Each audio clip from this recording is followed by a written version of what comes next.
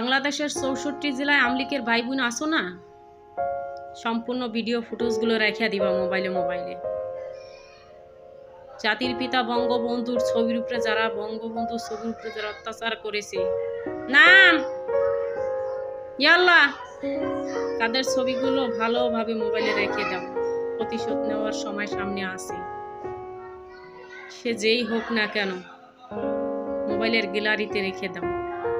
প্রতিশোধ সামনে নেওয়ার সুযোগ ৬৪ জেলার ভাই বোনদেরকে বলবো, বঙ্গবন্ধুর আদেশে যদি বড় হয়ে থাকো, প্রতিশোধ নেওয়ার জন্য অস্ত্র কেনার জন্য টাকা গোছাও। প্রবাসে থাকো আর যেখানেই থাকো, ১ টাকা করে ব্যাংকে জমাও।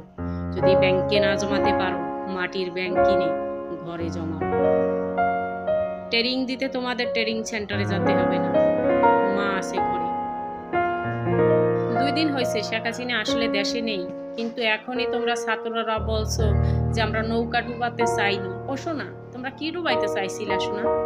তোমরা যে নৌকা ডুবানোর জন্য রাস্তায় নেমে গেছিলা, তোমাদের পিছনে যে 2 দল কুত্তা বেচছিল, তোমরা এটা খেয়াল করোনি শোনা?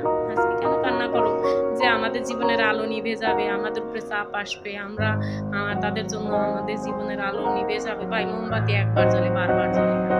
মোমবাতির ভিতরে সুতা যখন পড়ে যায়, তখন আর মোমবাতি জীবনও ধরে না, যতই আলো দিয়ে গ্যাস লাইট দিয়ে জ্বালাও থাকে। তোমাদের আলো নিভিয়ে দিছে জামাতি পার্টি আর খালেদা জিয়ার কুলাঙ্গার সন্তানেরা। আমি তাদের উদ্দেশ্যেই বলছি, তোরাও একদিন দেশ ছেড়া পালাবি, ভাবি প্রস্তুতি থাক, তোদের সময় কাছে আইতাছে। পতনের পতন ঘটে, এটা পূর্বের থেকে হয়েছে আর পশ্চিমে যে ঠেকছে। ৬৪টা জেলায় যে ভাঙচুর, আগুন দিয়ে পোড়াও, মানুষ পোড়ানো যা শুরু হয়েছে, এই যে 2 দলে, নাঙ্গল পার্টি, এরপর খালেদা জিয়ার এই পার্টি, 2 পার্টি এক হইয়া যে এই যে দেশটাকে জঙ্গি হিসাবে আখ্যায়িত করতেছে মানুষ এখন, জঙ্গি হিসাবে। এই ছাত্রগুলাকে ব্যবহার করার কি প্রয়োজন ছিল? তাদের জীবনের আলো নিবানোর কি প্রয়োজন ছিল? আর আমাদের কিছু প্রবাসী ভাইরাও তাদের পিছনে ইন্ধন দিচ্ছে। আজকে অনেক প্রবাসী ভাই জেলখানা বন্দী। আজকে পরিবারকে কি সান্ত্বনা দিবেন বলেন? আপনার পরিবার আপনার উপরে ভরসা করছিল। আমি একজন নারী প্রবাসী, আমার উপরে আমার 10 জন ফ্যামিলি চলে। আমার বাবা মা 2 জনই অসুস্থ।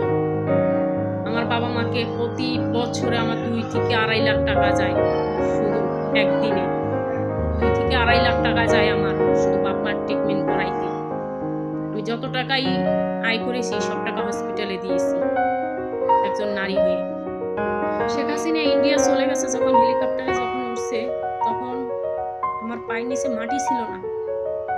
যেটা কখনো আশা করিনি যে বাঙালির জন্য সে নিজের জীবন বাজি রেখে 15ই আগস্টের যে ঘটনা, সেদিনের ঘটনারও একটা সাক্ষী হয়ে আসছিলাম। অসুস্থ অবস্থায় ঘর থেকে দৌড়িয়ে পালাবার জন্য চেষ্টা করছিলাম, সেই কথাটা আজও ভুলিনি। আজকে শেখ হাসিনা চলে গেছে, কিন্তু শেখ হাসিনার মুখের হাসিটা কেউ মুছতে পারেনি। অনেক কষ্ট নিয়ে শেখ হাসিনা বাংলাদেশ ছেড়ে দিয়েছে। শেখ হাসিনা যখন ইন্ডিয়া গেছে, হাজারো মানুষ তার জন্য অপেক্ষা করছে। মুখের হাসিটা তোমরা এখনো মুছতে পারোনি, আর পারবে না ইনশাআল্লাহ। সৃষ্টিকর্তা সব সময় ভালো ফায়সালা করে, যেটা তার ভালো হয় বান্দার জন্য, সেটা ফায়সালা ভালো করে। একদিন শুনে রাখো, তোমরাই একদিন কান্না করবে, কেন আজ বাংলাদেশটা এরকম হলো। ছাত্ররা কইতেছে না যে আমাদের থুয়ে ভাঙচুর করতেছে,